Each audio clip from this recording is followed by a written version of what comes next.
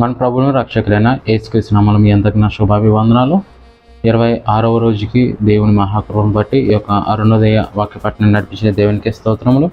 ఈరోజు లూకా సువార్త 19వ అధ్యాయము 20వ అధ్యాయము చదువుకుని ఈ యొక్క కార్యక్రమాన్ని మనం ముగించుకుందాం. ప్రార్థన చేసుకుని ఈ యొక్క అరుణోదయ వాక్యపట్నం ప్రారంభించుకుందాం. ప్రార్థన. మమ్మల్ని మిక్కిలిగా ప్రేమించిన మా ప్రియ పరలోకపు తండ్రి, నీ నామానికి వందనాలు, స్తుతులు, స్తోత్రాలు. రాజుల రాజు, ప్రభుల ప్రభువైన మా దేవ, నీ నామానికే వేలాది వందనాలు, స్తుతులు, స్తోత్రములు తండ్రి. నిన్న నేడు నిరంతరం ఉన్న దేవ, నిత్యము వేలాది దూతలతో పరిశుద్ధుడని ప్రతి జ్ఞానంతో పొగరపడుతున్న మా దేవ, నీ నామానికి వందనాలు తండ్రి. ఈ యొక్క 26వ రోజుకి అరుణోదయ వాక్యపట్నం నడిపించిన విధానానికి స్తోత్రములు తండ్రి. ఈ దినము లూకా సువార్త 19వ అధ్యాయము 20వ అధ్యాయము చదువుతుండగా మీ తోడు మీ సహాయం మాకు దయచేయమని అడుగుతూ, ఆది నుంచి అంతం వరకు నేను మీ యొక్క పరిశుద్ధాత్మ సహాయం ద్వారా నడిపించమని అడుగుతూ సమస్తాన్ని మీ చేతులకు అప్పగించడం మా ప్రియుడు రక్షకుడైన యేసుక్రీస్తు నామములో ఈ ప్రార్థన సమర్పిస్తున్నాం తండ్రి, ఆమేన్. లూకా సువార్త 19వ అధ్యాయము. ఆయన సంచరించుచు యెరికో పట్టణములో ప్రవేశించి దాని గుండా పోచుండెను. ఇదిగో సుంకపు గుత్తదారుడును ధనవంతుడైన జక్కయ్య అను పేరు గల ఒకడు యేసు ఎవరో అని చూడగోరెను గాని పొట్టివాడనైనందున జనులు గుంపు కూడి యుండుట వలన చూడలేకపోయాను. అప్పుడు యేసు ఆ త్రోవను రానయుండెను గనుక అతడు ముందుగా పరిగెత్తి ఆయనను చూచుటకు ఒక మేడి చెట్టు ఎక్కెను. యేసు ఆ చోటికి వచ్చినప్పుడు కన్నులెత్తి చూచి, జక్కయ్య, త్వరగా దిగుము, నేడు నేను నీ ఇంట ఉండవలసి ఉన్నదని అతనితో చెప్పగా అతడు త్వరగా దిగి సంతోషంతో ఆయనను చేర్చుకొనెను. అందరూ అది చూచి, ఈయన పాపి అయిన మనుషుని యొద్ద బస చేయ వెళ్ళనని చాలా సనుగుకొనిరి. జక్కయ్య నిలువబడి, ఇదిగో ప్రవ్వా, నా ఆస్తిలో సగము బీదలకు ఇచ్చుచున్నాను. నేను ఎవరి యొద్దనైనను అన్యాయముగా దేనినైనను తీసుకొని ఎడలా అతనికి 4 వంతులు మరల చెల్లింతనని ప్రభువుతో చెప్పాను. అందుకు యేసు, ఇతడును అబ్రహాము కుమారుడే, ఎందుకనగా నేడు ఈ ఇంటికి రక్షణ వచ్చి ఉన్నది. నశించిన దాన్ని వెదకి రక్షించుటకు మనుష్య కుమారుడు వచ్చినని అతనితో చెప్పెను. వారి మాటలు వినుచుండగా తాను యెరూషలేమునకు సమీపమున ఉండుట వలన దేవుని రాజ్యము వెంటనే అగుపడనని వారు తలంచుట వలనను ఆయన మరి యొక్క ఉపమానం చెప్పాను. ఏమనగా, రాజకుమారుడు ఒకడు రాజ్యము సంపాదించుకొని మరలా రావాలనని దూరదేశమునకు ప్రయాణమై తన దాసులను 10 మందిని పిలిచి వారికి 10 మీనాల మిచ్చి నేను వచ్చే వరకు వ్యాపారము చేయడని వారితో చెప్పాను. అయితే అతని పట్టణ స్థలతని ద్వేషించి, ఇతడు మమ్ము నేలుట మాకిష్టము లేదని అతని వెనుక రాయబారము పంపిరి. అతడు రాజ్యమును సంపాదించుకొని తిరిగి వచ్చినప్పుడు ప్రతివాడును వ్యాపారం వలన ఏమేమి సంపాదించినో తెలుసుకున్నటకై తాను సొమ్మిచ్చిన దాసులను తన యొద్దకు పిలువమని ఆజ్ఞాపించెను. మొదటివాడు ఆయన ఎదుటికి వచ్చి, అయ్యా, నీ మీన వలన 10 మీనాలు లభించినని చెప్పగా అతడు, బలా మంచి దాసుడా, నీవి కొంచెంలో నమ్మకముగా ఉంటివి గనుక 10 పట్టణముల మీద అధికారమై ఉండుమని వానితో చెప్పెను. అంతటా రెండోవాడు వచ్చి, అయ్యా, నీ మీనా వలన 5 మీనాలు లభించిననగా అతడు, నీవును 5 పట్టణముల మీద ఉండుమని అతనితో చెప్పెను. అంతటా మరి ఒకడు వచ్చి, అయ్యా, ఇదిగో నీ మీనా, నీవు పెట్టని దానిని ఎత్తుకొని వాడవు, విత్తని దానిని కోయువాడునైనా కఠినుడవు గనుక నీకు భయపడి దీనిని రుమాలును కట్టి ఉంచితినని చెప్పెను. అందుకు అతడు, చెడ్డ దాసుడా, నీ నోటి మాటలను బట్టియే నీకు తీర్పు తీర్చుదును. నేను పెట్టని దానిని ఎత్తువాడను, విత్తని దానిని కోయువాడనైనా కఠినుడనని నీకు తెలిసి ఉండగా నీవెందుకు నా సొమ్ము సాహుకారుల యొద్ద ఉంచలేదు? అట్లు చేసి ఉండిన యెడల నేను వచ్చి వడ్డీతో దానిని తీసుకొందును అని వానితో చెప్పి వీని యొద్ద నుండి ఆ మీనా తీసివేసి 10 మీనాలు గల వానికి ఇయ్యుడని దగ్గర నిలిచిన వారితో చెప్పాను. వారు, అయ్యా, వానికి 10 మీనాలు కలవే అనిరి. అందుకు అతడు, కలిగిన ప్రతివానికి ఇయ్యబడును, లేని వాని యొద్ద నుండి వానికి కలిగినది తీసివేయబడునని మీతో చెప్పుచున్నాను. మరియు నేను తమ్మును ఏలుటకు ఇష్టము లేని నా శత్రువులను ఇక్కడికి తీసుకుని వచ్చి నా ఎదుట సంహరించుడని చెప్పెను. యేసు ఈ మాటలు చెప్పి యెరూషలేమునకు వెళ్ళవలనని ముందు సాగిపోయాను. ఆయన ఒలీవ కొండ దగ్గరున్న బేత్పాగే బేతనియ అను గ్రామముల సమీపములకు వచ్చినప్పుడు తన శిష్యులిద్దరిని పిలిచి, మీరు ఎదుటనున్న గ్రామమునకు వెళ్ళుడి. అందులో మీరు ప్రవేశింపగానే కట్టబడి ఉన్న ఒక గాడిద పిల్ల మీకు కనబడును. దాని మీద ఏ మనుషుడును ఎన్నడూనూ కూర్చుండలేదు. దానిని విప్పి తోలుకొని రండి. ఎవరైనాను మీరు ఎందుకు దీన్ని విప్పుచున్నారని మిమ్మను నడిగిన ఎడల ఇది ప్రభువునకు కావలసినదని అతనితో చెప్పుడని చెప్పి వారిని పంపెను. పంపబడిన వారు వెళ్ళి ఆయన తమతో చెప్పినట్టే కనుగొని ఆ గాడిద పిల్లను విప్పుచుండగా దాని యజమానులు, మీరు గాడిద పిల్లను ఎందుకు విప్పుచున్నారని వారిని అడిగిరి. అందుకు వారు, ఇది ప్రభువునకు కావలసినదనిరి. తర్వాత వారు యేసునొద్దకు దానిని తోలుకొని వచ్చి ఆ గాడిద పిల్ల మీద తమ బట్టలను వేసి యేసును దాని మీద ఎక్కించి ఆయన వెలుచుండగా తమ బట్టలు దారి పొడుగున పరిచిరి. ఒలీవ కొండ నుండి దిగుచోటికి ఆయన సమీపించినప్పుడు శిష్యులు సమూహమంతయు సంతోషించుచు, ప్రభు పేరట వచ్చు రాజు స్తుతింపబడునుగాక, పరలోకమందు సమాధానము, సర్వోన్నతమైన స్థలములలో మహిమయు ఉండునుగాక అని తాము చూచిన అద్భుతములన్నిటిని గూర్చి మహాశబ్దంతో దేవుని స్తోత్రము చేయసాగిరి. ఆ సమూహంలో ఉన్న కొందరు పరిసయ్యులు, బోధకుడా, నీ శిష్యులను గద్దింపుమని ఆయనతో చెప్పగా ఆయన వారిని చూచి, మీరు ఊరుకుండిన ఎడల ఈ రాళ్ళు కేకలు వేయనని మీతో చెప్పుచున్నాను. ఆయన పట్టణమునకు సమీపించినప్పుడు దానిని చూచి దాని విషయమై ఏడ్చి, నీవును నీ దినమందైనను సమాధాన సంబంధమైన సంగతులను తెలుసుకొనిన ఎడల నీకెంతో మేలు, కానీ ఇప్పుడు అవి నీ కన్నులకు మరుగు చేయబడి ఉన్నవి. ప్రభు నిన్ను దర్శించిన కాలము నీవు ఎరుగకుంటివి గనుక నీ శత్రువులని చుట్టూ గట్టుకట్టి ముట్టడి వేసి అన్ని ప్రక్కలను నిన్ను అరికట్టి నీలోనున్న నీ పిల్లలతో కూడా నిన్ను నేల కలిపి నీలో రాతి మీద రాయి నిలిచియుండ నీయని దినములు వచ్చుచున్నవని చెప్పెను.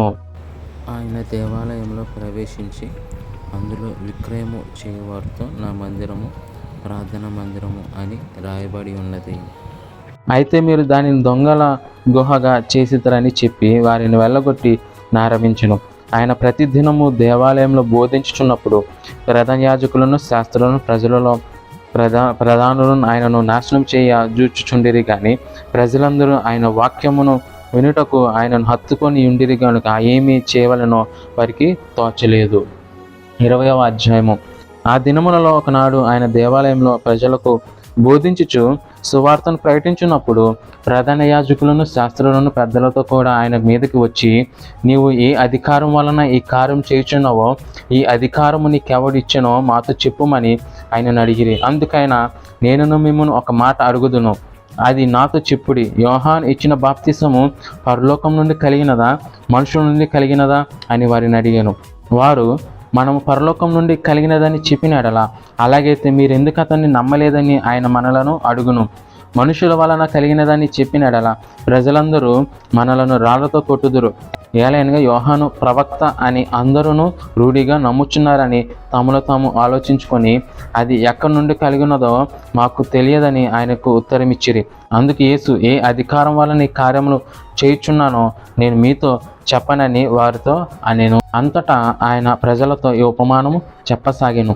ఒక మనుషుడు ద్రాక్ష తోట నాటించి కాపులకు గుర్తుకిచ్చి దేశాంతరం పోయి బహుకాలం ఉండెను. పంట కాలమందు అతడు ఆ ద్రాక్ష తోట పంటలతో తన భాగమిమ్మని కాపుల యొద్ద ఒక దాసుని పంపగా ఆ కాపులు వానిని కొట్టి వట్టి చేతులతో పంపివేసిరి. మరలా అతడు మరి యొక్క దాసుని పంపగా వారు వానిని కొట్టి అవమానపరిచి వట్టి చేతులతో పంపివేసిరి. మరలా అతడు మూడో వాణ్ణి పంపగా వారు వానిని గాయపరిచి వెలుపలికి త్రోసివేసిరి. అప్పుడు ఆ ద్రాక్ష తోట యజమానుడు, నేనేమి చేతును, నా ప్రియ కుమారుని పంపుదును, ఒకవేళ వారు అతన్ని సన్మానించదురు అనుకొనెను. అయినను ఆ కాపులు అతనిని చూచి, ఇతడు వారసుడు, ఈ స్వాస్థ్యము మనదగునట్లు ఇతన్ని చంపుదుము రండని ఒకరితోనొకరు ఆలోచించుకొని అతన్ని ద్రాక్ష తోట వెలుపలికి త్రోసివేసి చంపిరి. కాబట్టి ఆ ద్రాక్ష తోట యజమానుడు వారికి ఏమి చేయును? అతడు వచ్చి ఆ కాపులను సంహరించి తన ద్రాక్ష తోటను ఇతరులకు ఇచ్చునని ఆయన చెప్పగా వారు విని, అట్లా కాకపోవును గాకనిరి. ఆయన వారిని చూచి, అలాగైతే ఇల్లు కట్టువారు నిషేధించిన రాయి మూలకు తలరాయి అయ్యెను అని రాయబడిన మాట ఏమిటి? ఈ రాతి మీద పడు ప్రతివాడును తోనకలైపోవును, కానీ అది ఎవని మీద పడునో వానిని నలిచేయుననెను. ప్రధాన యాజకులను శాస్త్రులను తమ్మును గూర్చి ఉపమానము ఆయన చెప్పనని గ్రహించి ఆ గడియలోనే ఆయనను బలాత్కారముగా పట్టుకొన సమయము చూచిరి గాని ఆ జనులకు భయపడిరి. వారు ఆయనను కనిపెట్టుచు అధిపతి వశమునకు అధికారమునకు ఆయనను అప్పగించుటకై ఆయన మాటలయందు తప్పు పట్టవలనని తాము నీతిమంతులని అనిపించుకొను వేగుల వారిని ఆయన యొద్దకు పంపిరి. వారు వచ్చి, బోధకుడా, నీవు న్యాయముగా మాట్లాడుచును బోధించుచునున్నావు. నీవు ఎవని యందును మోమాటము లేక సత్యముగానే దేవుని మార్గమును బోధించుచున్నావని ఎరుగుదుము. మనము కైసరునకు పన్ను ఇచ్చుట న్యాయమా కాదా అని ఆయనను అడిగిరి. ఆయన వారి కుయుక్తిని గుర్తెరిగి, ఒక దేనారము నాకు చూపుడి, దీని మీద రూపమును పైవ్రాత్తయు ఎవనివని అడుగగా వారు కైసరివి అనిరి. అందుకైనా అలాగైతే కైసరివి కైసరుకును, దేవునివి దేవునికిను చెల్లించుడని వారితో చెప్పెను.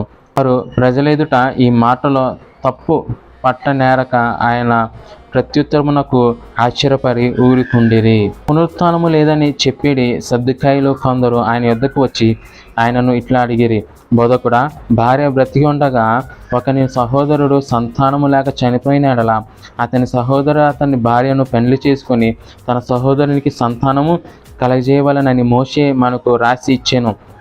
7 సహోదరులు ఉండిరి.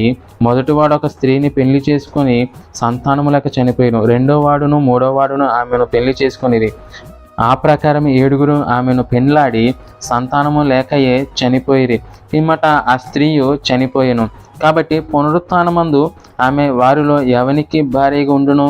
ఆ 7 ఆమె భార్యగా ఉండెను కదా అనేది. అందుకు యేసు, ఈ లోకపు జనులు పెళ్లి చేసుకొందరు, పెళ్లికి ఇయ్యబడుదురు గాని పరమున మృతులు పునరుత్థానమును పొందుటకు యోగ్యులని ఎంచబడిన వారు పెళ్లి చేసుకొనరు, పెళ్లికి ఇయ్యబడరు.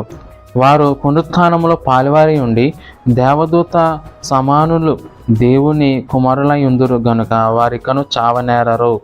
పొదను గురించిన భాగంలో ప్రభువు అబ్రహాము దేవుడనియు ఇసాకు దేవుడనియు యాకోబు దేవుడనియు చెప్పుచు మృతులు లేతురని మోషే సూచించెను. ఆయన సజీవులకి దేవుడు గాని మృతులకు దేవుడు కాదు. ఆయన దృష్టికి అందరూ జీవించుచున్నారని వారికి ఉత్తరమిచ్చెను. తరువాత వారు ఆయనను మరేమీ అడుగా తెగింపలేదు గనుక శాస్త్రులలో కొందరు, బోధకుడా, నీవు యుక్తముగా చెప్పితివని. ఆయన వారితో, క్రీస్తు దావీదు కుమారుడని జనులు ఎలాగూ చెప్పుచున్నారు? నేను నీ శత్రువులను నీ పాదములకు పాదపీఠం గుంచు వరకు నీవు నా కుడి పార్శ్వమున కూర్చుండుమని నా ప్రభుతో చెప్పెను అని కీర్తనల గ్రంథములో దావీదే చెప్పి ఉన్నాడు. దావీదు ఆయనను ప్రభువని చెప్పిన ఎడల ఆయన ఎలాగూ అతని కుమారుడాగునని చెప్పెను. ప్రజలందరూ వినుచుండగా ఆయన ఇట్లనెను, శాస్త్రులను గూర్చి జాగ్రత్త పడి వారు నిలుటంగీలు ధరించుకొని తిరుగుగూర్చు సంత వీధులలో వందనములు, సమాజ మందిరంలో అగ్రపీఠములను, విందులో అగ్రస్థానములను కోరుదురు. వారు విధవరాండ్ర ఇండ్లను దిగమ్రింగుచు మాయవేషముగా దీర్ఘప్రార్థనలు చేయుదురు. వారు మరి విశేషముగా శిక్ష పొందుదురని తన శిష్యులతో చెప్పెను. దేవుడు ఈ యొక్క వాక్యాన్ని దీవించి ఆశీర్వదించునుగాక. ప్రార్థన చేసుకుని ఒక అరుణోదయ వాక్యపట్నాన్ని ముగించుకుందాం. ప్రార్థన. సర్వశక్తిమంతుడ, సర్వాధికారి, నిత్య నివాసమైన మా ప్రియ పరలోక తండ్రి, ఈ దినము లూకా సువార్త 19వ అధ్యాయము 20వ అధ్యాయము చదవడానికి ఇచ్చిన కృపకే స్తోత్రములు తండ్రి. ఈ దినమంతా మేము చేస్తున్న ప్రయత్నాల్లో పనులు అన్ని విషయాలు మీకు తోడు సహాయం దయచేయమంటూ తిరిగి రేపు ఉదయము అరుణోదయ వాక్యపట్నంలో మళ్ళీ కావాల్సిన కృపను మాకు దయచేయమంటూ సమస్తం మీ చేతులుగా పెంచుకుని మా ప్రియుడు రక్షకుడైన యేసుక్రీస్తు నామములో ఈ ప్రార్థన సమర్పిస్తున్నాం తండ్రి. ఆమేన్. అందరికీ వందనాలండి.